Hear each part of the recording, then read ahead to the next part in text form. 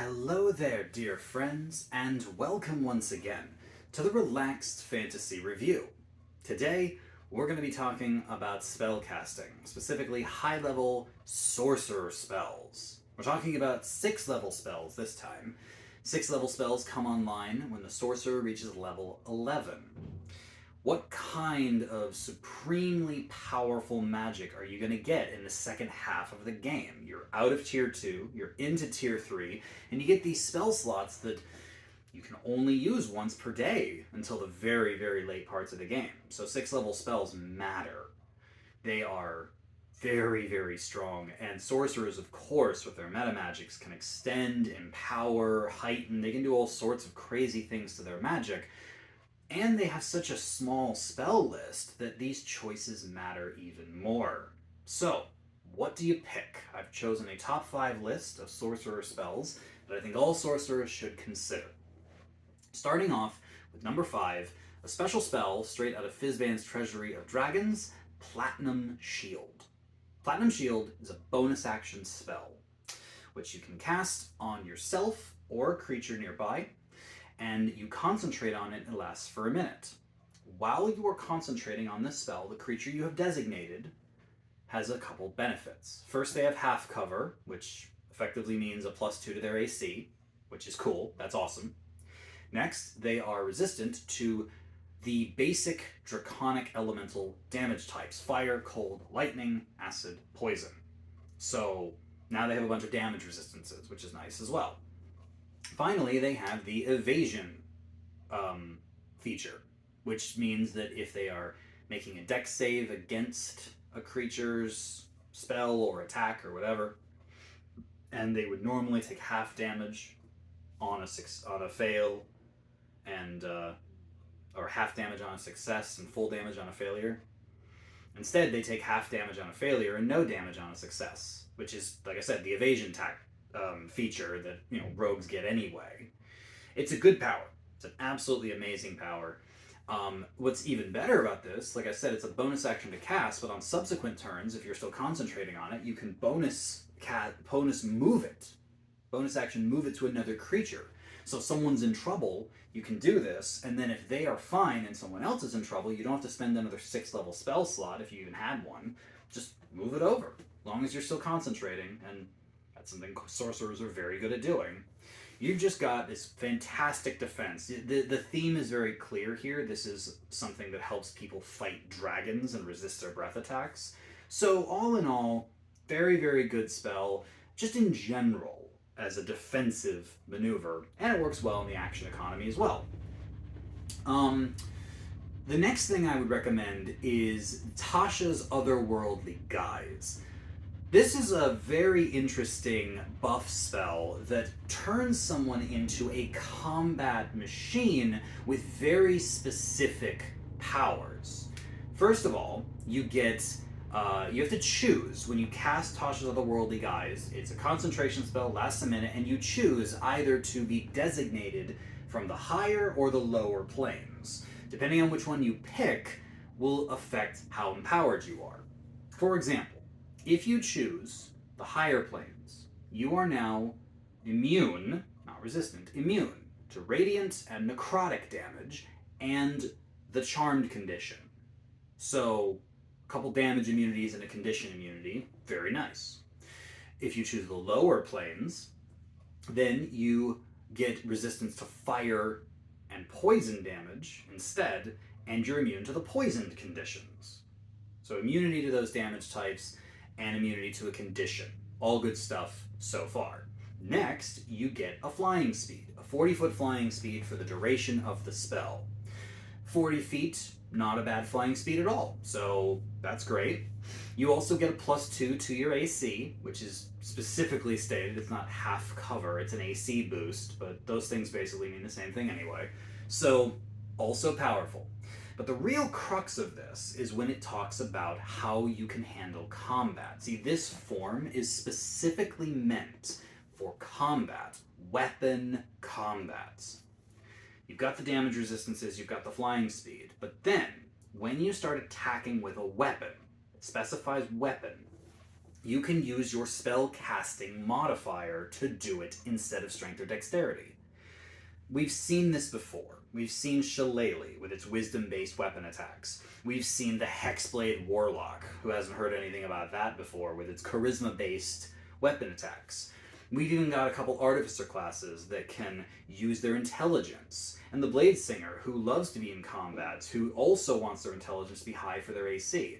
Tashas Otherworldly Guys says, hey, you don't have to specify what subclass or class you're in. If you can cast this spell, you can use your spellcasting ability. And what's cool about this for sorcerers specifically is that there is no sorcerer subclass that is melee combat focused. Warlocks have the Hexblade, wizards have the Blade Singer, bards have, the Swords Bard or the Valor Bard. There's a million clerics with heavy armor and martial weapons, but the sorcerer doesn't get any of that. But this spell makes up for it. Extra AC, weapon proficiency, or weapon damage and attacks coming from your charisma without a dip into Hexblade.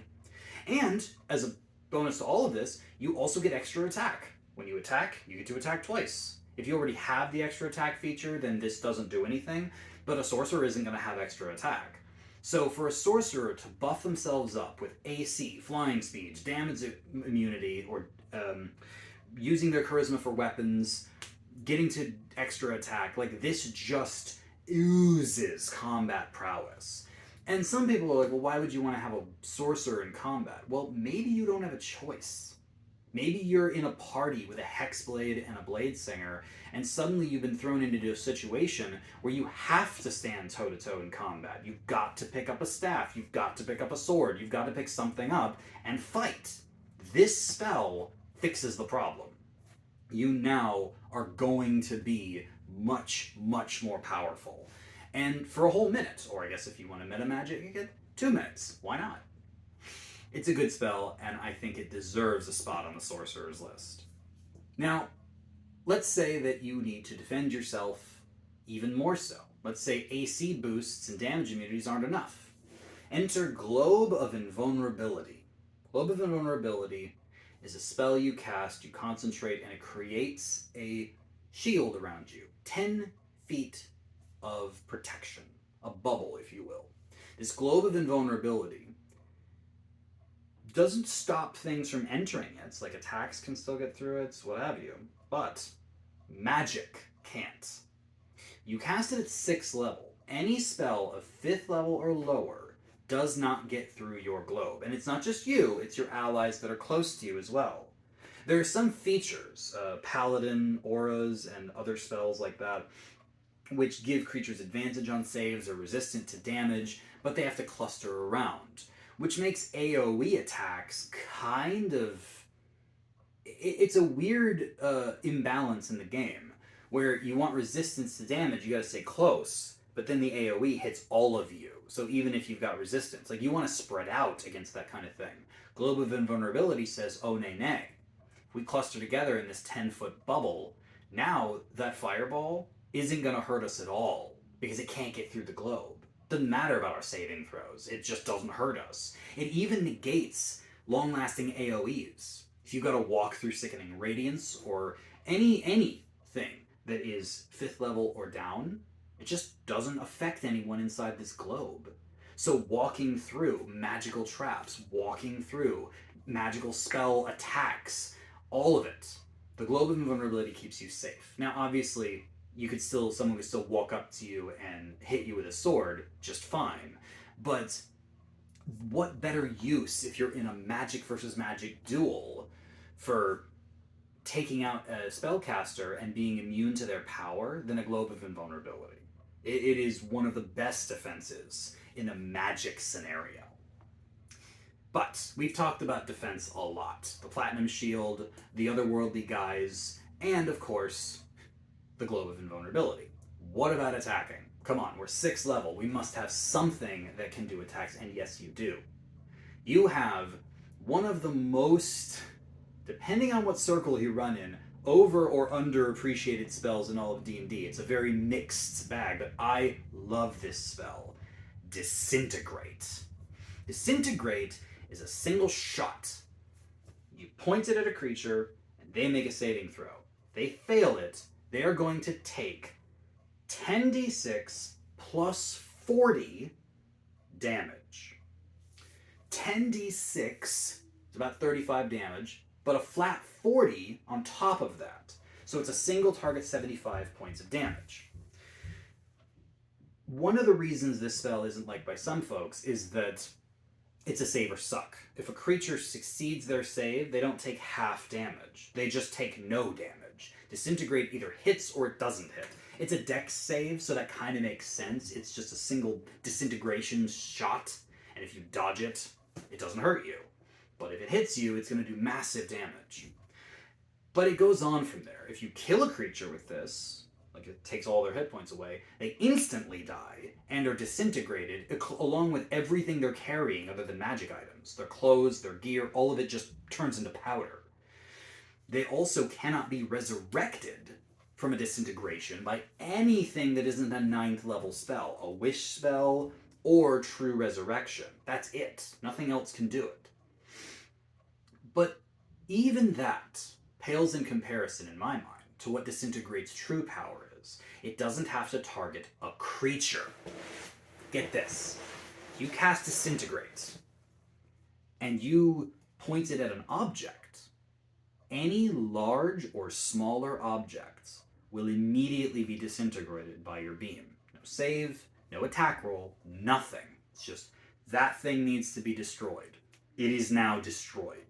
You can target any object, huge, anything. If it's large or smaller, it's just immediately gone. Again, excluding magic items. But if it's huge or bigger, then a 10 by 10 by 10 cube is removed from it. You know where I can think of a fantastic use for this spell? Digging.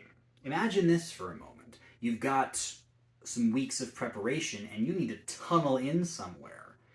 Yeah, you could absolutely use picks and axes and just dig like the dwarves, or the sorcerer can just go BAM, and a 10 by 10 cube of rock is gone. Then use your sorcery points to get a spell slot back, or take a long rest and do it again. Day after day, you'll just dig straight through anything. There's an unfortunately placed wall in your way? No, there's not. There's an unfortunate statue that's blocking the path? No, there's not. Disintegrate destroys everything. And one of my favorite things about it is that it's the one spell, the only spell, that can get rid of a wall of force. You're chasing down an enemy spellcaster, you've got him on the run, bam, you run into an invisible barrier. The barbarian smacks it with his axe, the wizard casts dispel magic, it's a wall of force. You can't get through that, we gotta wait 10 minutes. The sorcerer says, no we don't. Disintegrate will destroy a wall of force. It's so cool. I know the damage is a bit of a contention point. Save or suck spells, no one really likes them. But if it does stick, it's a powerful effect. And outside of combat is when it really shines. Destroying items, objects, tunneling through rock if you need to, breaking walls of force, come on. Disintegrate's great, and I think it's one of the best things that a sorcerer could take. Maybe with one exception. The final spell on this list is Mass Suggestion. One of my favorite spells in the whole game, especially when you upcast it, but we'll get to that. The Suggestion spell, level 2 spell, you suggest a sentence or two, and a creature makes a wisdom save. If they fail it, they then have to carry out that suggestion, as long as it isn't inherently harmful. Like, you can't tell them to stab themselves or jump off a cliff or whatever.